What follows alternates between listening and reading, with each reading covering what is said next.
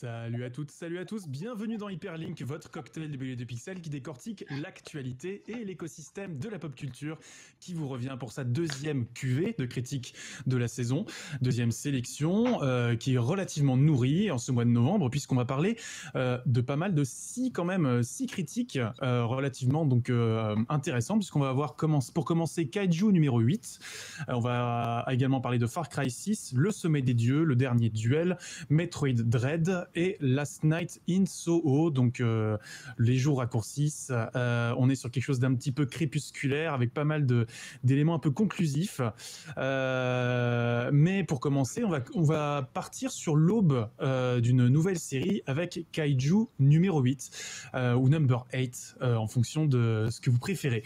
Avant de s'attaquer évidemment au cœur du sujet, je vous rappelle que vous pouvez évidemment nous suivre sur les réseaux sociaux, sur Twitter, Twitch, Discord, également nous retrouver sur les réseaux de Micro Stockholm qui distribue nos podcasts et également Tsugi Radio qui diffuse nos directs quand nous sommes en plateau. Restez avec nous jusqu'à la fin de ce live pour savoir de quoi nous allons parler dans notre prochaine émission thématique d'ailleurs. Il est l'heure de me tourner vers mes collègues du jour, mes collègues pour cette première critique d'aujourd'hui. Bonjour Guillaume, comment vas-tu ? Salut tout le monde, ça va parfaitement. Un petit mois d'octobre que je trouve finalement assez calme par rapport au mois de novembre qui s'annonce, que ce soit du côté du jeu vidéo ou que ce soit du côté des films, des mangas, des comics, tout ça. Mais en tout cas, je suis très heureux de partager tout ça avec vous. Très heureux également de t'avoir à nos côtés. Jérémy, on est très heureux de t'avoir aussi. Comment vas-tu ? Ça va bien, ça va très bien. On a vraiment... j'ai hâte de parler de toutes les œuvres qu'on a sur lesquelles on va pouvoir traiter aujourd'hui. Et il fait un peu frais dehors, mais sinon ça va. Frais, bah écoute, frais, on va voir si le manga dont on va parler pour commencer est frais. C'est Antoine qui va nous le dire, mais d'abord Antoine, on va te dire bonjour. Comment ça va Antoine ? Ça va très bien, je suis prêt à parler de grands monstres japonais. Ce qui n'est pas du tout raccord avec ta photo d'ailleurs. Pas du tout. pas du tout. Non, mais c'est un peu notre monstre sacré du jour, Antoine, on est très content. On salue évidemment sur le chat Shoeisha64, on salue Viop, on salue Olbius, on salue Citram, on salue Pete Roger. N'hésitez évidemment pas à partager avec nous vos remarques, vos questions et vos anecdotes tout au long de l'émission, si tant est qu'elles soient pertinentes évidemment. Je tâcherai de les faire porter à l'oreille de nos auditeurs, de nos chroniqueurs, à voir également voilà, si ça s'insère dans nos discussions. C'est parti pour Kaiju numéro 8, c'est parti pour le jingle.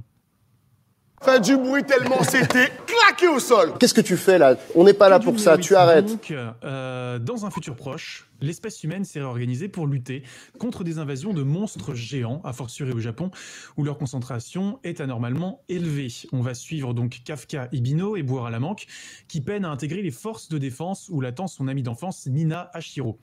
Alors qu'il récolte les restes d'un monstre encore fumant, le voilà noyauté par un parasite qui, comble du comble, le transforme en créature mi-humaine, mi-kaiju, le Kaiju numéro 8. Alors on l'a vu en grand sur la BNF, si vous êtes parisien. Il a battu tous les records de vente. C'est le mangaka Naoya Matsumoto qu'on connaissait déjà pour Pochi Kuro, qui était plutôt un manga qui traitait la monstruosité sous l'angle de l'humour. Et cette fois, il s'essaye au registre de l'action décomplexée dans un titre qui convoque un peu toutes les ficelles du tokusatsu et du film de monstres géants.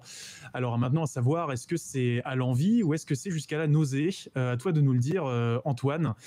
Pour commencer, qu'est-ce qui t'a marqué ? Peut-être le choix du protagoniste. Oui, c'est ça. Moi, du coup, c'était vraiment ma porte d'entrée. En tout cas, c'est ce que j'ai retenu de vraiment cette œuvre-là. C'est que le protagoniste, c'est un trentenaire qui a un moment de sa vie où il y a un peu un croisement entre ses ambitions, donc les ambitions qu'il avait quand il était jeune avec son ami d'enfance, et sa vraie vie, quoi. Donc son quotidien qui n'est pas à la hauteur de ce qu'il avait espéré quand il était plus jeune. Et ça, j'avoue, alors c'est peut-être une lecture très personnelle, mais c'est vrai que c'est ça qui m'a accroché dans ce premier tome-là, en tout cas. Donc c'est un choix d'après toi qui est plutôt audacieux ou au contraire un peu convenu ? Est-ce que d'habitude on a l'habitude de voir des personnages plutôt dans leur adolescence, là l'idée de prendre un personnage trentenaire, est-ce que ça apporte une nouvelle dynamique à ce point de départ, ou est-ce que voilà, c'est quelque chose qu'on a l'habitude de voir aujourd'hui d'après toi ? Alors après il faudra voir ce que ça donne sur plusieurs tomes. Après factuellement, c'est vrai que le personnage, il est trentenaire, il a un job qui lui plaît pas.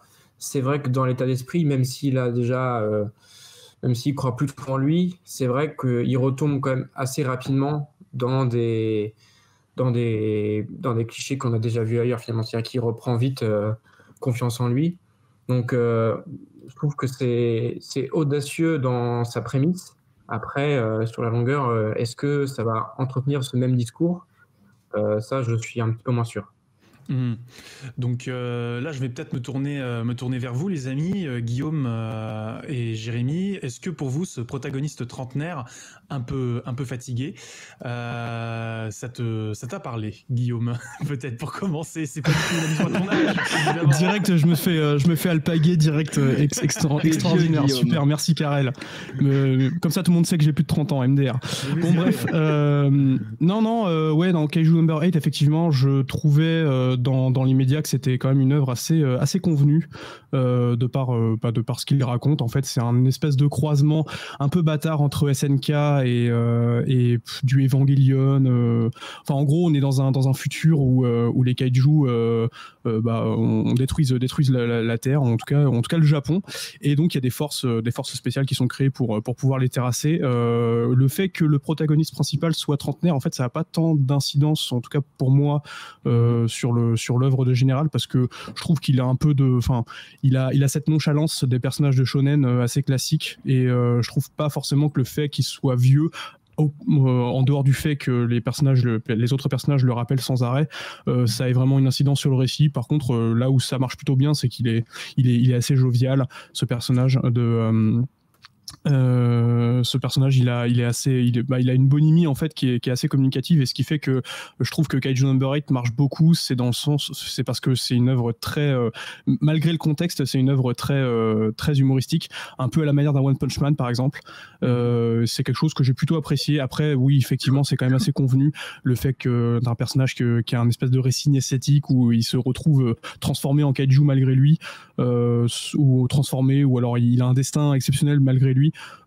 C'est des trucs qu'on voit un peu partout dans le monde du manga et dans le monde du shonen de manière générale. Donc voilà, après ça se laisse lire tout à fait naturellement, et j'ai plutôt apprécié. Après voilà, c'est pas aussi grandiloquent que que ce que voulait nous faire croire l'affiche sur la BNF, clairement. Et toi, Jérémy, du coup, pour rebondir sur peut-être la question de ce protagoniste et de ce point d'entrée dans l'intrigue. Honnêtement, je serais beaucoup moins enthousiaste. Oui, ça a des qualités, mais pour moi, justement, en fait, c'est cette surabondance de références. Guillaume a cité vraiment, enfin voilà, c'est du SNK. On a un personnage clairement inspiré de Misaka dans Evangelion. La dynamique du trentenaire et de son apprenti qui est plutôt stylé. On le retrouve dans One Punch Man. C'est un peu un univers aussi à la Pacific Rim. Enfin voilà, je cite plein de références, mais parce qu'elles sont criantes. Et moi, je m'attendais à beaucoup en fait en lisant Kaiju 8, justement à cause de ses records de vente, de cette communication énorme. Et au final, en termes d'histoire, c'est très convenu. C'est le mot. Il y a aucune originalité. Même, l'intégralité du premier tome, c'est littéralement le premier tome de My Hero Academia. Mais là où c'est vraiment ça, en fait, il doit passer un examen et il doit combattre un gros monstre ou des gros robots, enfin bref.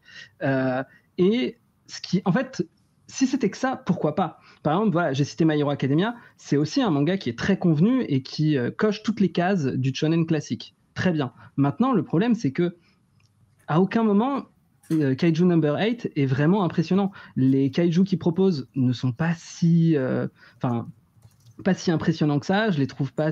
Il n'y a pas, à part quelques planches qui sortent un peu du lot, mais elles sont encore très rares.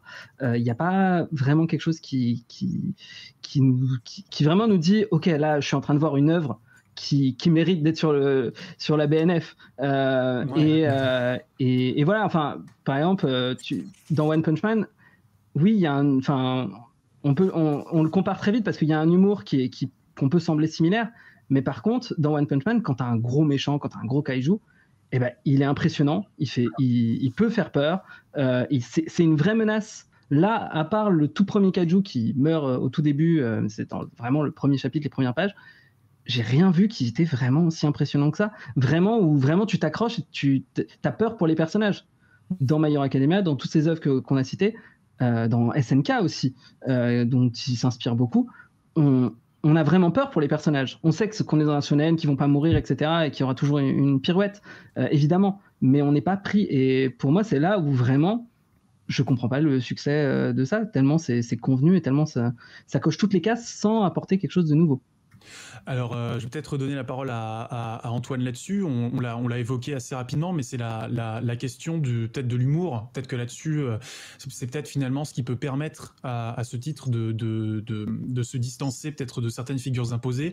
Est-ce que l'humour sert une prise de distance par rapport aux enjeux? Est-ce que ça les dynamise? Ou est-ce que, finalement, c'est des blagues qu'on a déjà vues ailleurs, Antoine?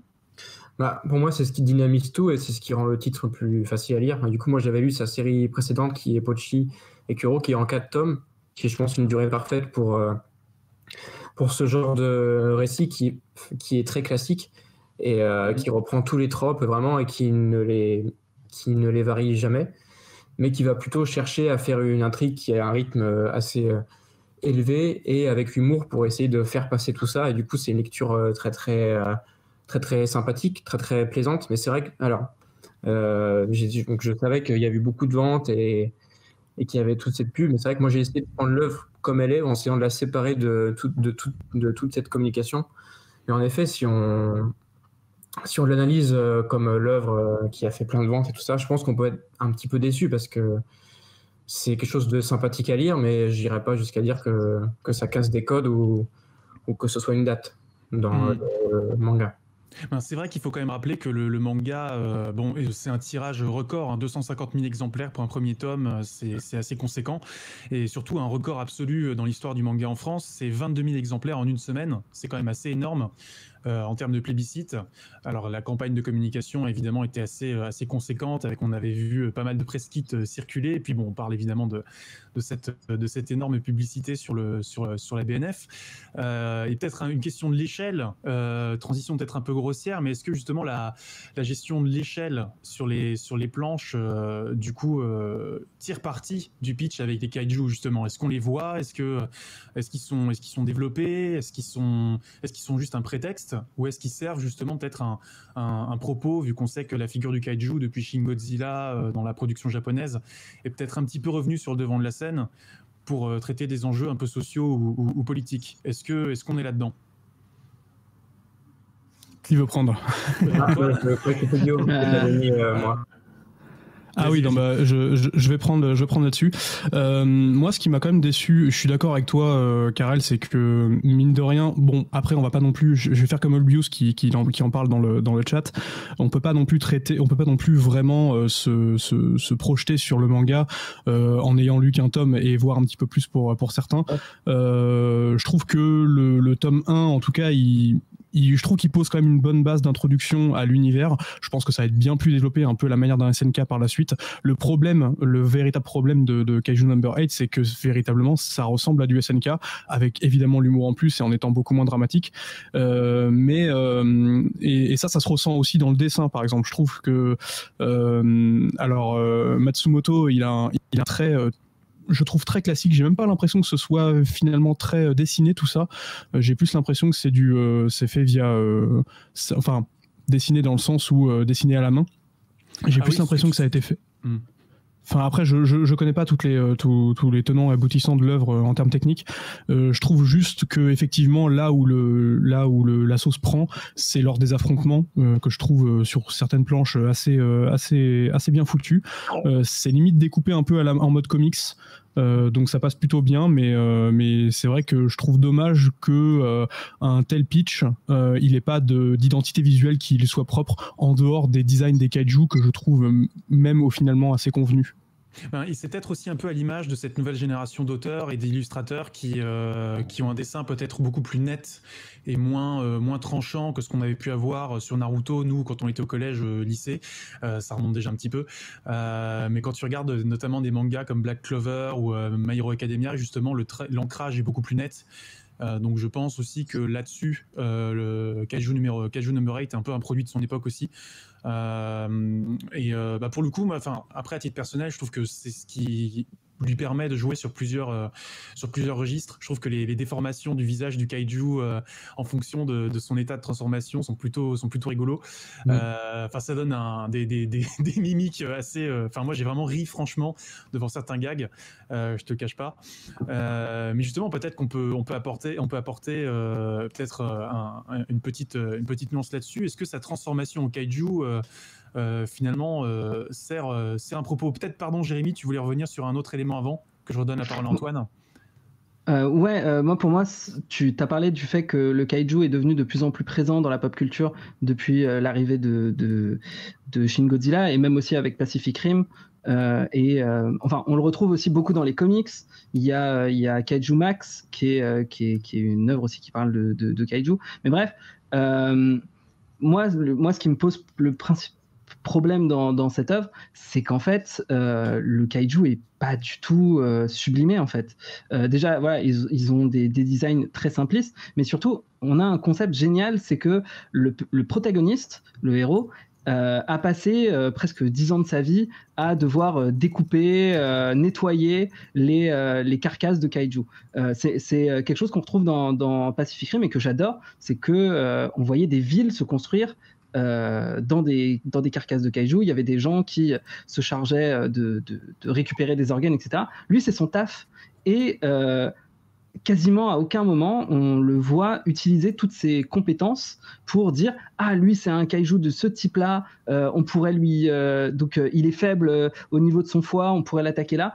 Et alors que ça aurait pu rajouter quelque chose de très intéressant, d'avoir une vision analytique qu'il utilise justement son expérience de trentenaire pour mettre pour que vraiment il soit attachant. Là, au final, il se bat, il lui donne des coups de poing et puis basta quoi. Il lui tire dessus. Ça manque vraiment d'un aspect vraiment original sur comment est-ce qu'on traite le kaiju, comment est-ce qu'on le vit. Pour l'instant, c'est vraiment juste un monstre lambda qui est là et qui détruit des villes. Point barre. Et avec toutes ces références, du coup, ça rend le truc creux. Creux, alors c'est peut-être pas l'avis d'Antoine qui je crois avait peut-être un angle pour aborder la question de la métamorphose. D'une part parce que le spectre de Devilman et de séries comme Ultraman plane peut-être un peu sur ce genre d'intrigue, mais aussi parce que tu y as vu un parallèle avec un film sud-africain qu'on connaît bien. Oui, alors moi je suis vraiment d'accord avec ce que vous dites sur le fait que les kaiju ne sont pas vraiment traités. J'ai l'impression que ce qui intéresse l'auteur là, c'est vraiment la transformation en fait.